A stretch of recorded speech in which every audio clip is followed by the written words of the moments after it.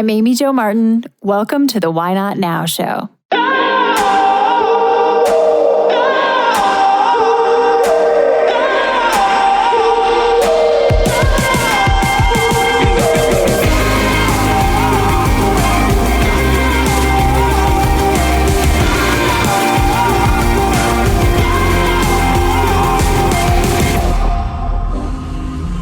You know that thing you've been thinking about doing? Yeah, that one. Why not now? Have you ever actually taken the time to ask yourself, what's stopping me? Let's talk it through. This is your chance to give that idea the attention it deserves and take action. Each episode, I have a chat with a fascinating person, from entrepreneurs to athletes, celebrities, my parents, rocket scientists, and all walks of life.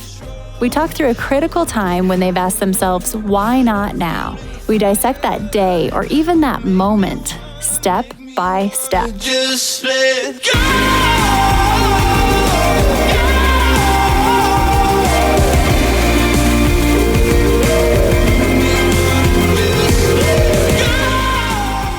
Hello, everyone.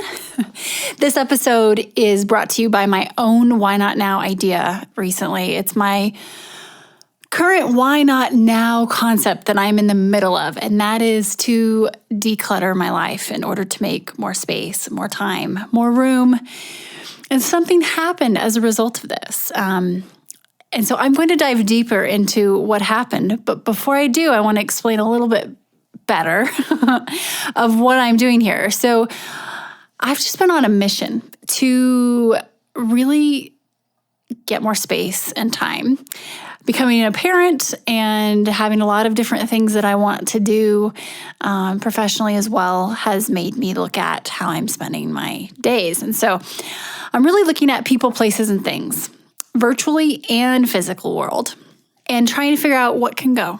This might sound mean, but it's actually really necessary. And if you listened to 2 episodes ago, Essentialism with Greg McEwen, it's quite possible that about 90% of the things that we do and we have are non-essential. So there needs to be some clearing out on my end, because I do not want more stuff, more things, more stuff. All right, so I've been on this declutter kick. I mean, we're talking everything from closets and drawers to unfollowing people on social media to not doing saying no to things and not doing certain things. Pretty much anything I can get rid of, it's happening. So you have to be a little bullish when you get into this phase, I believe, because it could become a waste of time to go through this process if you don't truly clear things out. So like if you're going through your drawer and you only get rid of half the things that you need to get rid of, then you're going to have to do this whole process again. So it's not very efficient. So my goal is to cut once, cut deep, and then maybe do it again next year. It sounds a little negative, but it's actually been extremely positive. I feel lighter already. And so that brings me to today's specific focus. I am in Instagram unfollow jail. Can you believe there's such a thing, first of all? I didn't know there was such a thing, and I'm somewhat dialed in to this social media stuff. But yes, I am in Instagram unfollow jail. So one of the things that I've been doing as a result of decluttering is unfollowing people.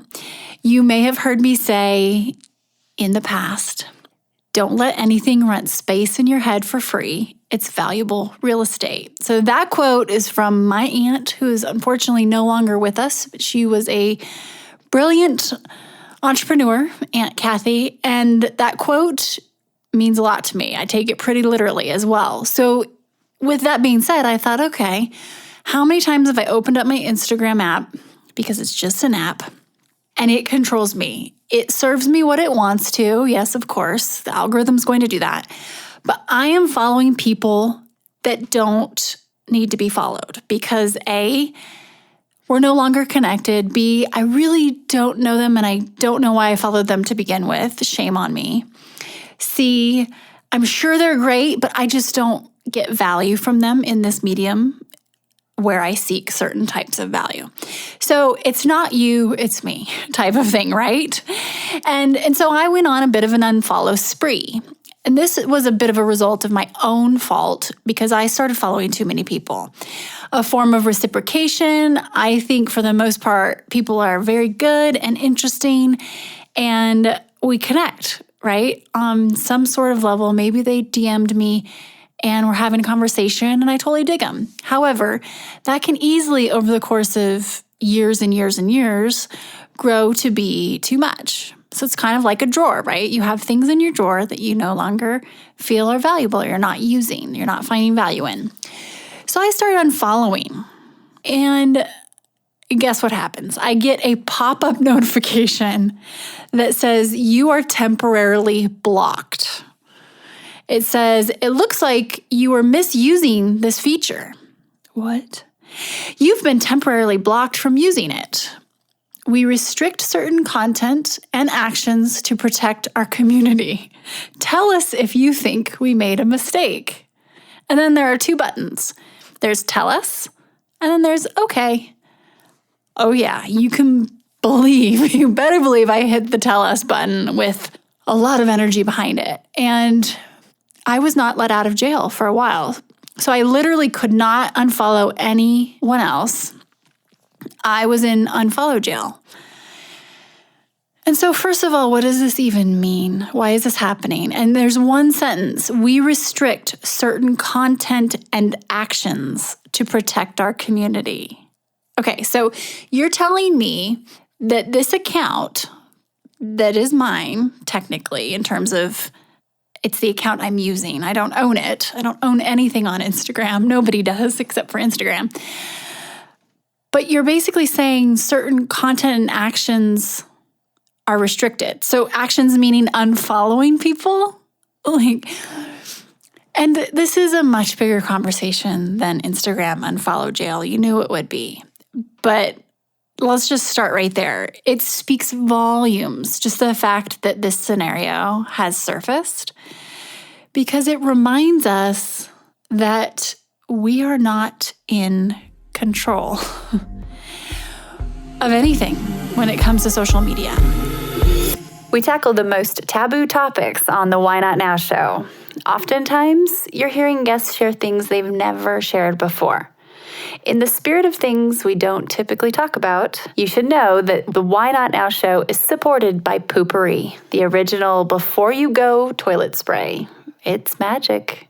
My friends at Poopery have literally taken the smell out of you-know-what.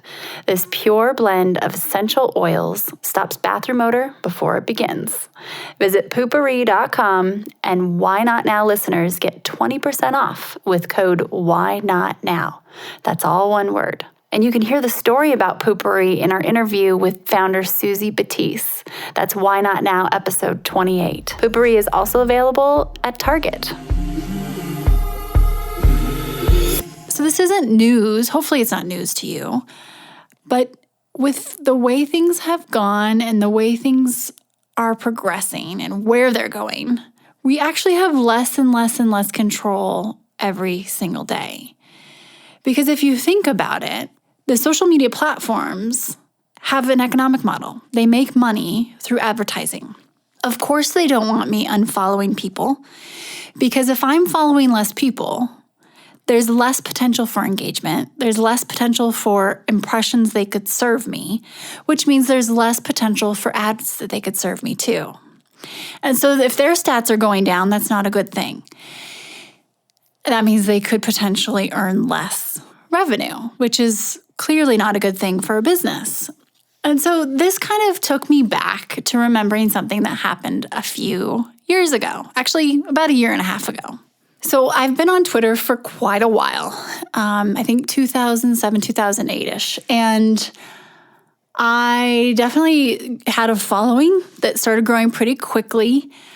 A variety of factors, one of which was some of the clients that I worked with are well known. And given that they had a large following and they would banter with me, I also got that spotlight. Long story short, for a long time, I had more than 1 million followers on Twitter. I think it was like 1.3 million or something. I woke up one day in 2018 and all of a sudden that number was 151,000 followers less than it was the night before. So pretty big dip, right? So that was really odd. And of course, I'm like going, what's going on?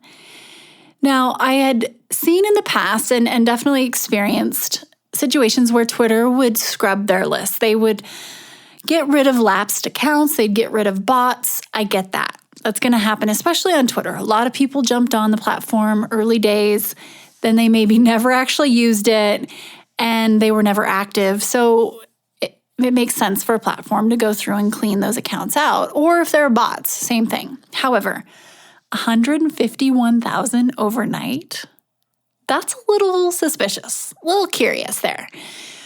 So that really bummed me because it made me feel like there's just less legitimacy than maybe I thought to begin with. And at the same time, Twitter's kind of had its day. It's still very valuable in a lot of different ways. Maybe not the same way it used to be to a lot of people, potentially me included. But I was just really bummed because it makes you feel like there's some legitimacy that's missing, right? We already kind of know that, but gosh, you really see it when you see that big of a shift overnight. Well, then I carry on, and not too much longer, I wake up one morning, and boom, those followers are back. The exact number of followers that disappeared, they're back. Okay, what? 101 or 151,000 followers all of a sudden reappear, the same number? Okay, that's weird. Luckily, I had the foresight to screenshot this stuff. And you can see I've written about this recently too, if you follow my blog. But anyway, and please do follow my blog because I don't know how much longer social media is going to stick around if you're following me there. I'm kidding. I don't think it's going anywhere overnight, but clearly we've got a little bit of a discrepancy here. So all of a sudden the followers are back. Woohoo! Okay, not too much longer. Guess what?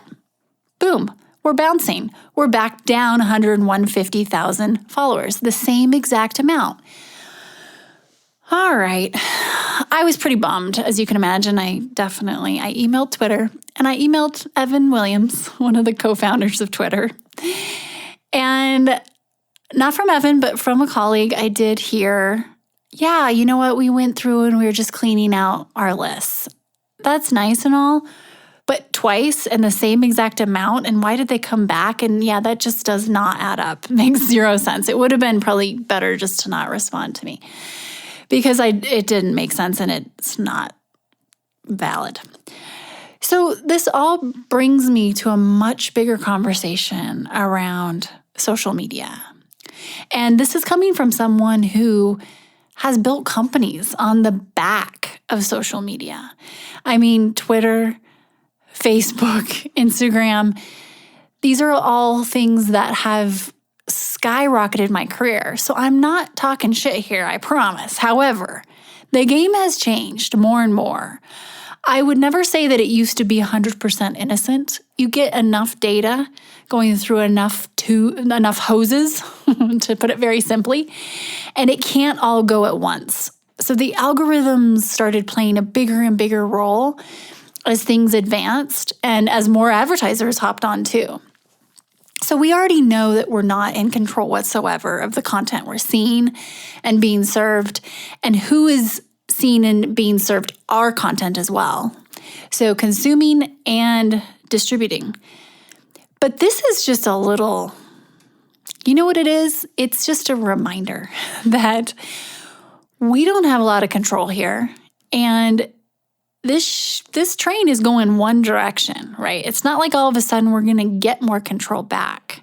So in a way, it was a wake-up call for me to remember how important it is to develop relationships in other places. Whether it's online, it's in person, but let's just say online. How important it is to have people actually come to your website and read what you have to say, to subscribe to your email list, and actually get delivered what they're asking to receive. And just have that direct relationship, because we're actually in a place and time where we're having less and less control, yet the perceived value is higher and higher, right, for Instagram and all the other channels for that matter. But let's just say Instagram. That's the platform of choice these days. And so we're spending more time. We're giving more love to something that is actually not loving us back in some ways.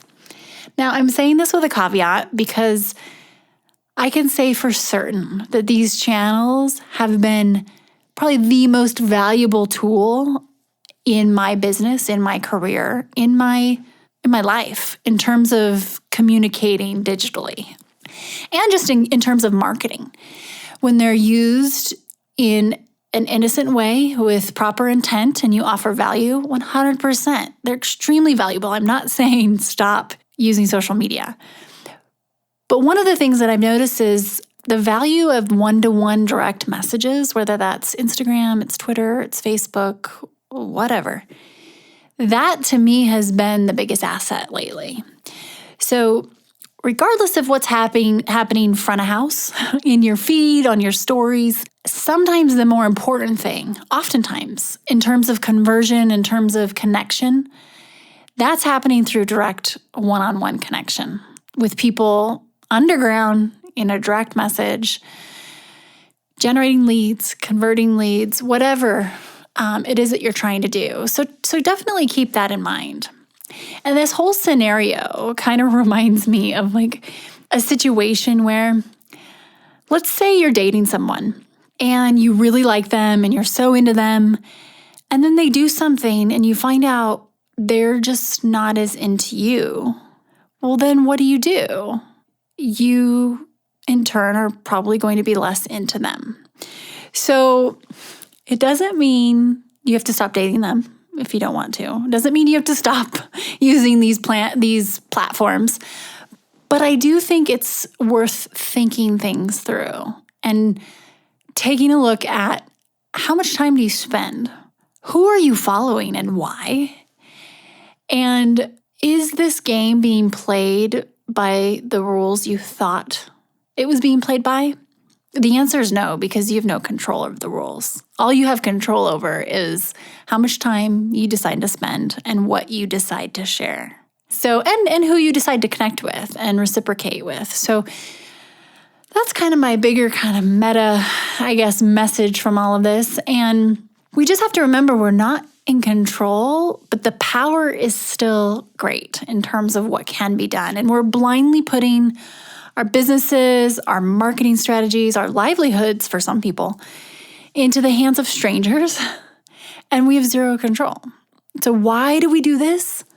Well, in part because we're addicted, but we're also fatigued at the same time, which makes for a strong cocktail for drama. But it seems to be working today, for the most part, for many of us. But what about tomorrow? So that would be my question for you, is what are you doing to build your loyalty and build a bridge that's direct to your friends, your fans, your followers, your clients, your potential customers? And what could you do to strengthen that bridge that's not likely to go away versus continue to go back and forth and use this bridge that we really don't know the future of? And by no means am I saying I think these channels are going away. I don't believe that at all. But you know what? We have no control. And we can't predict the future. So you might want to take out a little insurance and just think it through. How much energy, time am I putting into these channels? And how much equity, really, perceived equity, am I putting into these channels?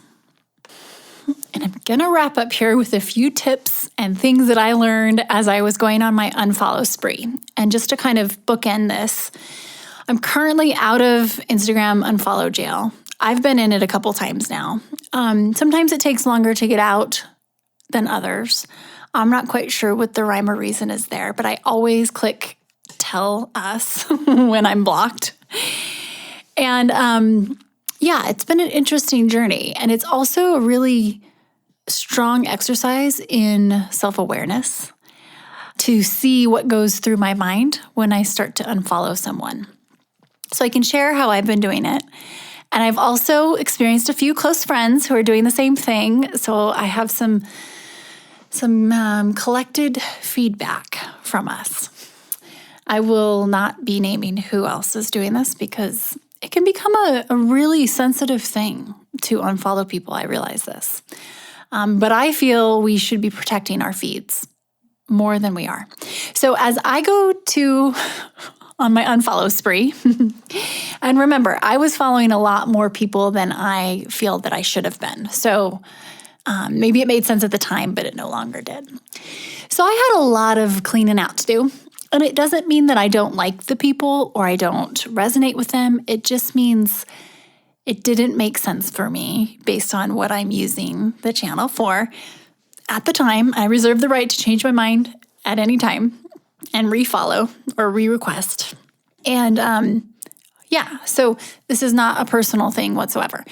So as I go to unfollow, I click into who I'm following. I don't just unfollow based on my feed and have to, evaluate everyone with a long process of intent. It's a very gut reaction type of situation. So I'm looking at a stacked list of who I'm following.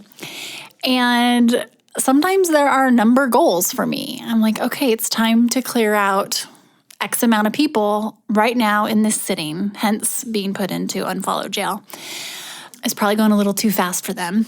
But what I do is I click into the follow list, and if I see people that I haven't seen in a while, I don't have an affinity to their name or the photo, meaning I don't recognize or I do recognize. It's kind of like something that might be in your drawer that you forgot you had for a reason because you haven't used it in a long time. So you probably haven't gotten value from that thing in your drawer in a long time. Same with this individual, unfollow.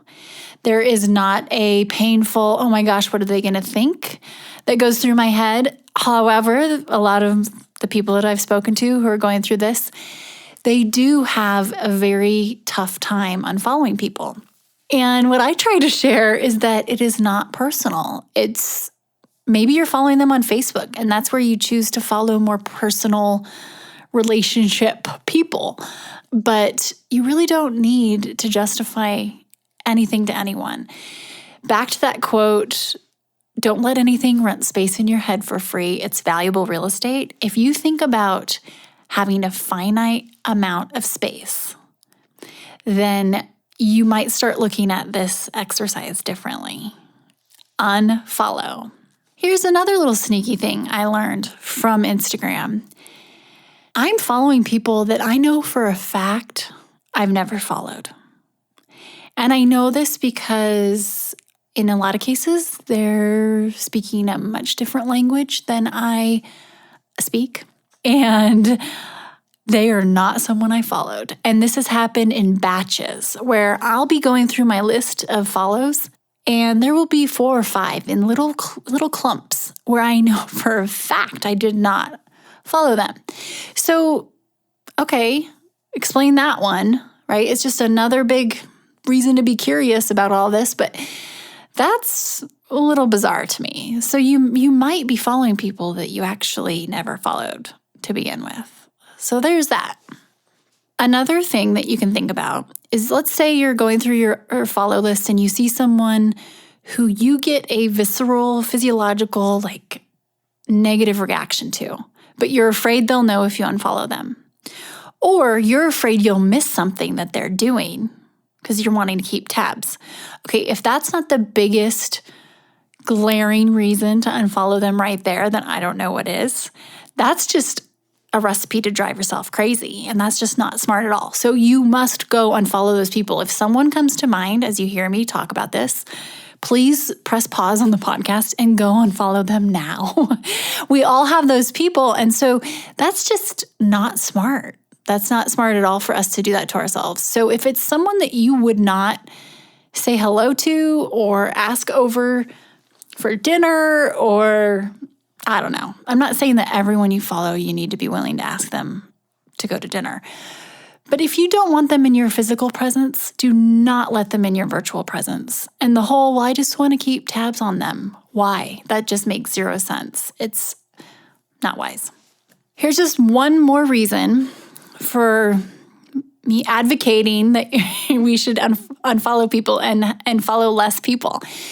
We know the algorithms are going to pick and choose what they serve us. We know that the more we engage with people, the more they serve us. But what if there are people that you haven't engaged with because they're just pushed down and you haven't seen their content in forever? I've found this in my whole unfollow spree. There are people where I'm like, oh my gosh, I haven't seen their content in probably a year plus. Well, it's because they're just mixed in there with the rest of the people, and many of which you don't want to even hear from. But you're not hearing from the people that you actually do want to hear from. So that's a whole nother reason to kind of declutter. It's like finding that item in your closet that is pushed to the back because it just accidentally got pushed to the back, but you forgot about it and you can't wait to wear it again because you had just forgotten. It's like getting a new outfit or something. That's like this. That's what I'm talking about exactly. Like Julia Roberts. I haven't been served her content in a long time, and I love Julia Roberts. And it's because she was mixed in with all these people that I chose to follow at one point, or maybe didn't, but Instagram chose for me to follow. And now I haven't been seeing Julia's content. So now I am seeing her content more because of the spree. And so if you want to see what I wrote about this very topic, if this wasn't enough, or if you just want to follow what I have to say here and there on the blog, head to amyjomartin.com/blog. And if you want to stay connected via email, that's a great place to do it too. Just click connect with me. I also have a contact page. And yeah, I'm going to be spending a lot more time writing. Of course, continuing to podcast, but also sharing what I'm thinking via email as well. Because it's that feeling when you know you're dating someone and they just don't like you as much. So I'm going to go over and spend some more time in these channels that are reciprocating a little bit more. And of course, I'm not leaving social media anytime soon.